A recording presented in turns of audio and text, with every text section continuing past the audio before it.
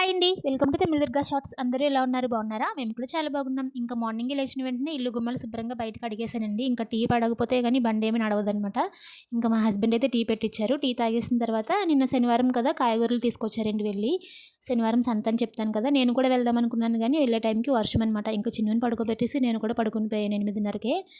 ఇక్కడ కాయగూరలు ఏమీ కనబడట్లేదు కానీ రేటు మాత్రం రూ. 250 అయ్యిందన్నారు. అందులోని టమాటాలు కూడా తీసుకురాలేదు. నాకైతే ఈ వారం నచ్చలేదండి. ఫ్రెష్గా కూడా ఏమీ అనిపించలేదు. సరే ఒక వారానికి సరిపోతే ఎలాగా, వారం కూడా రావు, ఒక 3 డేస్ అలా వస్తాయేమో, మేస్త్రీలు ఏదో వస్తూ ఉంటున్నారు కదా. ఇవాళ అయితే వంకాయ ఎండు చేపలు పులుసు అయితే పెట్టారనమాట. మళ్ళీ నేను ఇంకొక రెండోసారి వంట అయితే వండాలండి. ఎందుకంటే ఇంటి పని ఏమీ లేదు కానీ వేరుశనగలు కోయడానికి అయితే 2 మనుషులు వస్తున్నారనమాట. ఎలానో మధ్యాహ్నానికి అన్నం సరిపోదు, మళ్ళీ అన్నం కూర పొయ్యి మీద వండాలి. ఇంకా శుభ్రంగా ఇల్లు గుమ్మాలు చక్కబెట్టి తుడుస్తున్నానండి. వర్షం రావడం వల్ల గోను సంచులు వేసినా కూడా మట్టి బాగా వస్తుందనమాట. ఇంకా ఇంట్లో పని అంతా చక్కబెట్టుకుని రెడీ అయిపోయి బాబుకి కూడా అన్నం తినిపించేశానండి. ఇంకా అరుణాచలం మా ఊరి నుంచి అయితే ఒక 9 మంది వాళ్ళ ఫ్యామిలీతో వచ్చారంట.